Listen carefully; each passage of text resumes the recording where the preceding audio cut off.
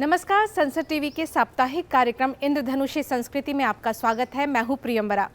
गरबा गुजरात के गांवों से निकलकर भारत के लगभग हर क्षेत्र में लोकप्रिय हो चुका है। नवरात्र के दिनों में इसका आयोजन जगह जगह किया जाता है। तो आइए ऐसे ही आयोजन पर देखते हैं एक छोटी सी रिपोर्ट लोकरंग में।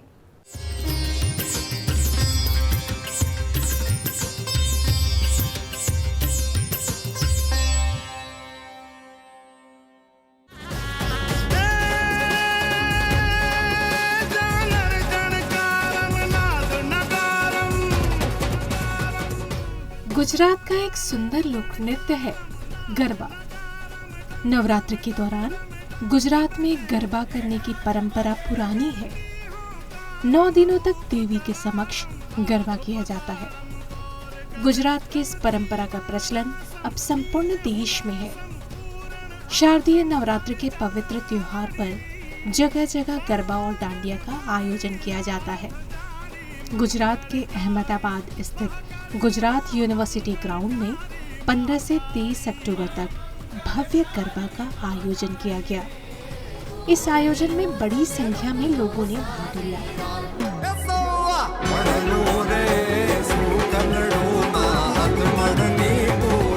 दिल्ली में भी 2 दिनों के गरबा नाइट का आयोजन किया गया।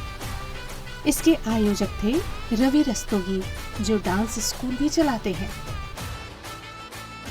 बहुत ही ज़्यादा अच्छा रिस्पॉन्स है। लोग बहुत ज़्यादा एक्साइटेड हैं। लोगों में इतना टैलेंट है कि मैं आपको बता नहीं सकता, और सब लोग बहुत एंजॉय कर रहे हैं। हम लोगों ने भी बहुत एंजॉय किया है।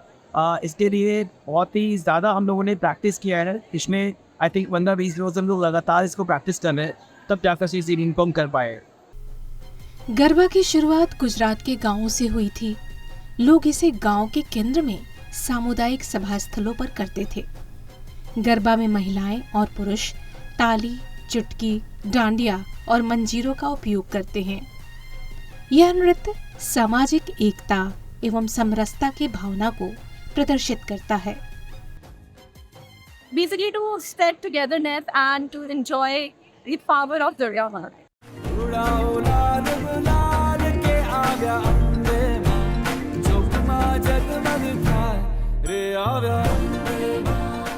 देवी दुर्गा द्वारा महिषासुर के वध पर खुशी मनाने के लिए गरबा किया जाता है।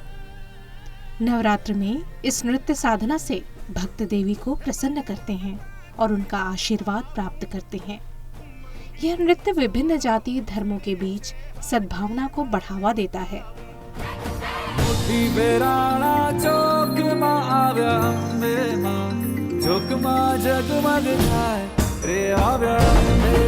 बहुत अच्छा लग रहा है। यहाँ पे काफी अच्छी भीड़ है, बहुत अच्छा म्यूजिक है और साथ यहाँ पर सिखाने वाले भी बहुत है, बहुत अच्छा सिखा रहे हैं। लोगों का दिल देखकर काफी अच्छा लग रहा है। गरबा नृत्य शक्ति की देवी दुर्गा को बहुत प्रिय है, इसलिए उन्हें प्रसन्न करने के लिए गरबा का नवरात्रि में आयोजन किया जाता है। शास्त्रों में नृत्य को साधना का एक मार्ग बताया गया है। गरबा नृत्य के माध्यम से माँ दुर्गा को प्रसन्न करने के लिए देश भर में इसका आयोजन किया जाता है।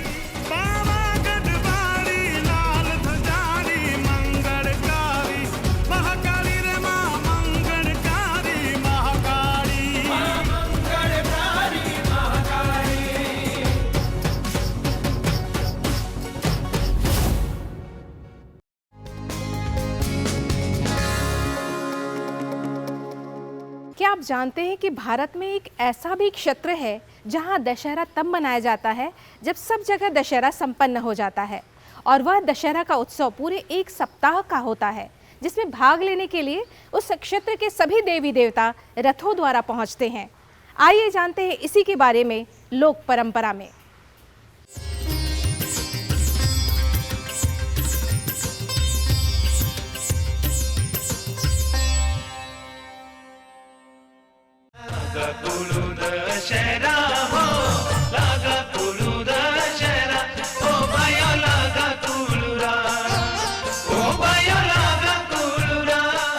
हिमाचल प्रदेश के कुल्लू में आयोजित दशहरा देश के चर्चित उत्सवों में से एक है।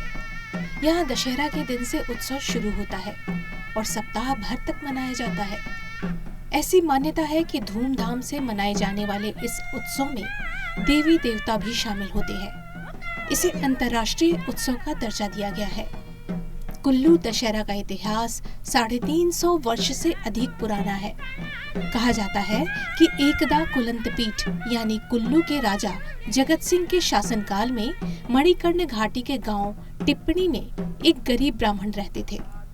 उस ब्राह्मण ने राजा जगत सिंह की किसी गलतफहमी के कारण आत्मदाह कर लिया था। ब्राह्मण के इस आत्मदाह का दोष राजा पर लगा, जिसकी वजह से राजा को एक असाध्य रोग हो गया। असाध्य रोग से ग्रसित राजा को एक फकीर ने सलाह दी कि अगर वो अयोध्या के त्रेतानाथ मंदिर से भगवान राम, माता सीता और हनुमान जी की मूर्ति लाएं और अपना सारा राजपाट भगवान रघुनाथ को सौंप दें तो उन्हें इस दोष से मुक्ति मिल जाएगी। इसके बाद राजा ने 1653 में रघुनाथ जी की प्रतिमा को मणिकर्ण मंदिर में रखा और वर्ष 1660 में इसे पूरे विधि विधान से कुल्लू के रघुनाथ मंदिर में स्थापित कर दिया। कहा जाता है कि इसके बाद राजा को अपने दोष से मुक्ति मिल गई। राजा जगत सिंह ने वर्ष 1660 में विजयदशमी के दिन रियासत के 365 देवी देवताओं को कुल्लू के ढालपुर मैदान में बड़े यज्ञ के लिए आमंत्रित किया। कालांतर में यही आयोजन दशहरा के रूप में जाना जाने लगा। दशहरा का यह उत्सव देवी हडिम्बा के आगमन से शुरू होता है। इस दशहरे की खासियत है कि जब पूरे देश में दशहरा संपन्न हो जाता है, तब कुलांतपीठ के इस तपोभूमि में भगवान रघुबीर का आगमन होता है और दशहरे के साथ उत्सव की शुरुआत होती है। पहले यहाँ देवी देवताओं का आगमन रथों से नहीं होता था। रथ का प्रचलन 18वीं 19वीं शताब्दी में शुरू हुआ। तब से देवी एवं देवता का आगमन रथों से होने लगा। उत्सव के दौरान अलग अलग राज्यों के सांस्कृतिक दल और विदेशों से लोक नर्तक अपनी प्रस्तुतियां देते हैं। इस उत्सव में भाग लेने देश और विदेश से भारी संख्या में पर्यटक आते हैं।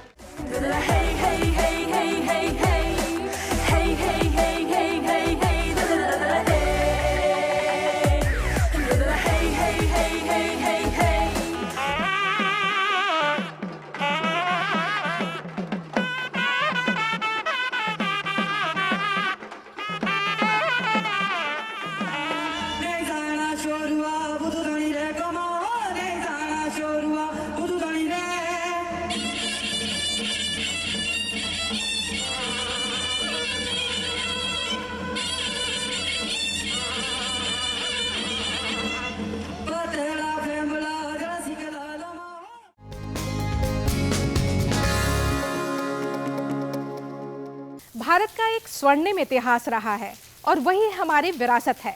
बीते दिनों राजराजा चोल की 1038वीं जयंती पर पूरे बृहदेश्वर मंदिर को सजाया गया और भरतनाट्यम की प्रस्तुति की गई। आइए देखते हैं इसी पर आधारित हमारी ये रिपोर्ट।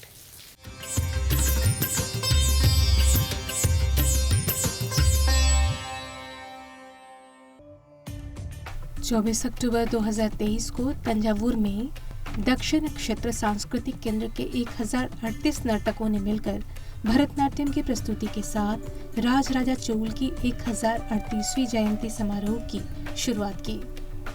भरतनाट्यम प्रदर्शन के लिए बड़े मंदिर में विशेष तौर पर मंच बनाया गया था। सैकड़ों श्रद्धालु मंदिर परिसर में एकत्र हुए, जहां गोपुरम रंग बिरंगी रोशनी से जगमगा रहे थे। मंदिर की ओर जाने वाले सभी मुख्य मार्गों को भी रोशनी से सजाया गया था। तमिलनाडु के तंजावुर में स्थित बृहदेश्वर मंदिर अपने आप में एक अद्भुत और रहस्यमय संरचना है। चोल साम्राज्य के द ग्रेट लिविंग टेम्पल्स में से एक भगवान शिव को समर्पित बृहदेश्वर मंदिर को महान चोल शासक राजराजा चोल प्रथम ने बनवाया था। इसे पेरिया कोविल, बड़ा मंदिर, राजराजेश्वर मंदिर या राजराजेश्वरम के नाम से भी जाना जाता है। यह मंदिर द्रविड़ वास्तुकला का बेहतरीन उदाहरण है। कांचीपुरम स्थित पल्लव राजसिम्हा मंदिर को देखकर राजराजा चोल के मन में भगवान शिव के लिए एक विशालकाय मंदिर के निर्माण की इच्छा जागृत हुई थी। आश्चर्य की बात है कि आज से हजारों साल पहले इतना विशाल मंदिर मात्र 5 से 6 सालों में बनकर तैयार हो गया था। इस मंदिर का शिखर 190 फुट ऊंचा है। शिखर पर पहुंचने के लिए 14 मंजिलें हैं। यह मंदिर भारतीय स्थापत्य का अद्भुत नमूना है। मंदिर में विशाल तोरण एवं मंडप है। यह वृहद भवन आधार से चोटी तक नक्काशी और अलंकृत ढांचों से सुसज्जित है। तंजावुर में बड़ा मंदिर, जिसे बृहदेश्वर मंदिर के नाम से भी जाना जाता है, चोल राजवंश के सबसे महान राजा राजराजा चोल द्वारा बनाया गया था। यह मंदिर यूनेस्को विश्व धरोहर स्थल का हिस्सा है। मंदिर के वास्तुशिल्प में अनेक विशेषताएं हैं, जैसे दोपहर के समय इस मंदिर की छाया कभी भी जमीन पर नहीं पड़ती। लंबा विमान, पवित्र मेरु, कैलाश पर्वत शिव के पवित्र निवास का प्रतीक है। प्रवेश द्वार पर नंदी की एक बड़ी मूर्ति है, जो एक ही चट्टान से बनाई गई है और लगभग 16 फीट लंबी और 13 फीट ऊंची है। यह डिजाइन बड़े और अधिक अलंकृत प्रवेश द्वारों या गोपुरों की ओर बदलाव का प्रतीक है।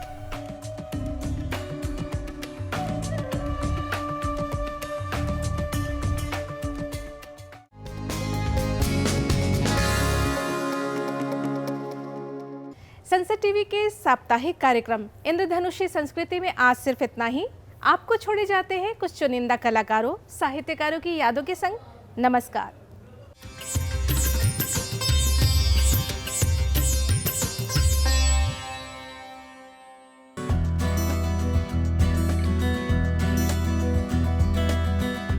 साहिर लुधियानवी ऐसे गीतकार हुए जिन्होंने अपने उसूल से कभी समझौता नहीं किया। उर्दू के इस अजीम शायर का जन्म पंजाब के लुधियाना में 8 मार्च 1921 को हुआ था। साहिर अपनी शर्तों पर गीत लिखा करते थे। शब्दों में गुथी उनकी संवेदनशीलता ने उन्हें एक फनकार, एक गीतकार, एक शायर के तौर पर लोगों के दिलों में जगह दी। हम आपकी आंखों में इस दिल को बसा दें तो। लगभग 3 दशक तक हिंदी सिनेमा को अपनी रुमानी और जज्बाती गीतों से सराबोर करने वाले साहिर लुधियानवी 25 अक्टूबर 1980 को इस दुनिया को अलविदा कह गए। तो क्या है ये दुनिया, अगर मिल भी जाए तो क्या है।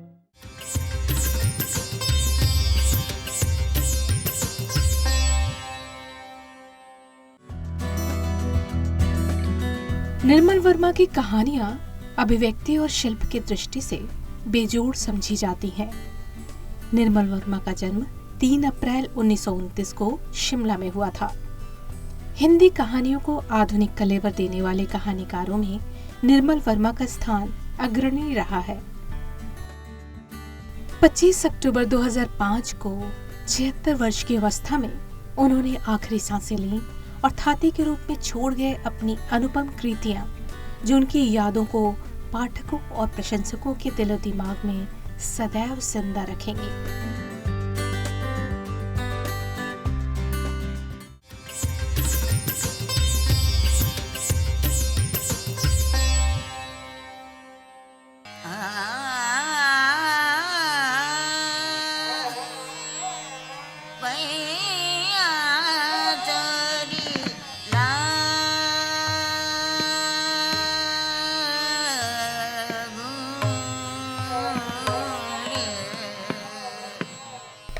ठुमरी की रानी के नाम से सुप्रसिद्ध गिरिजा देवी का जन्म 8 मई 1929 को वाराणसी के निकट एक गांव में हुआ था।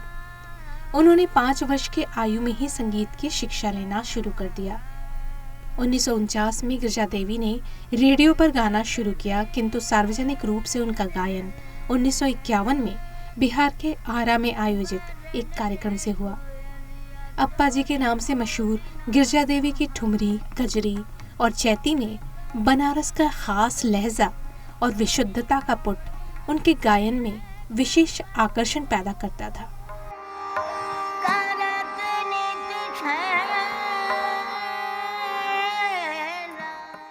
चौबीस अक्टूबर 2017 को उनका निधन हो गया।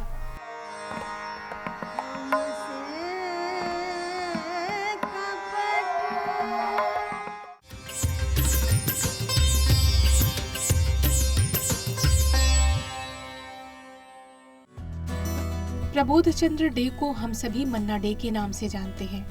मन्ना डे भारतीय सिनेमा जगत में हिंदी एवं बांग्ला फिल्मों के सुप्रसिद्ध पार्श्व गायक थे। हिंदी और बांग्ला के अलावा उन्होंने अनेक भारतीय भाषाओं के गीतों को भी अपनी आवाज दी थी। उनका जन्म 1 मई 1920 को कोलकाता में हुआ था। उन्हें दादा साहब फाल्के पुरस्कार से भी सम्मानित किया गया। मन्ना डे ने 1943 में फिल्म तमन्ना से पार्श्व गायन के क्षेत्र में कदम रखा। लंबे समय तक उन्होंने गायन का सिलसिला जारी रखा। प्यार हुआ, इकरार हुआ है, प्यार से फिर क्यों डरता है दिल, पूछो ना कैसे मैंने रैन बिता। 24 अक्टूबर 2013 की सुबह लंबी बीमारी के बाद मन्ना डे का निधन हो गया। कभी तो हंसाए, कभी ये रुलाए।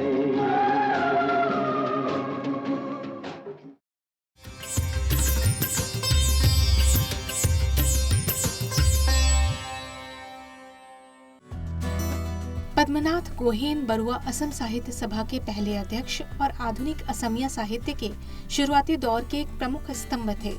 उनका जन्म 24 अक्टूबर 1871 को हुआ था।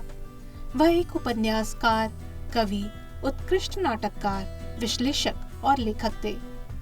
असमिया साहित्य जगत में उन्हें पितामह के रूप में याद किया जाता है। उनका निधन 7 अप्रैल 1946 को हो गया।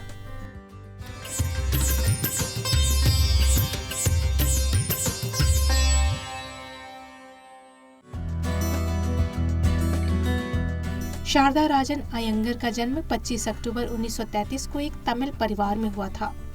कहा जाता है कि राज कपूर तेहरान गए थे, वहां उन्होंने शारदा को गाते हुए सुना था। वहीं पर राज कपूर ने उन्हें फिल्म ऑफर की। ये फिल्म थी 1966 में आई सूरज। संगीत शंकर जयकिशन ने दिया था। ये गाना वैजंती माला पर फिल्माया गया था।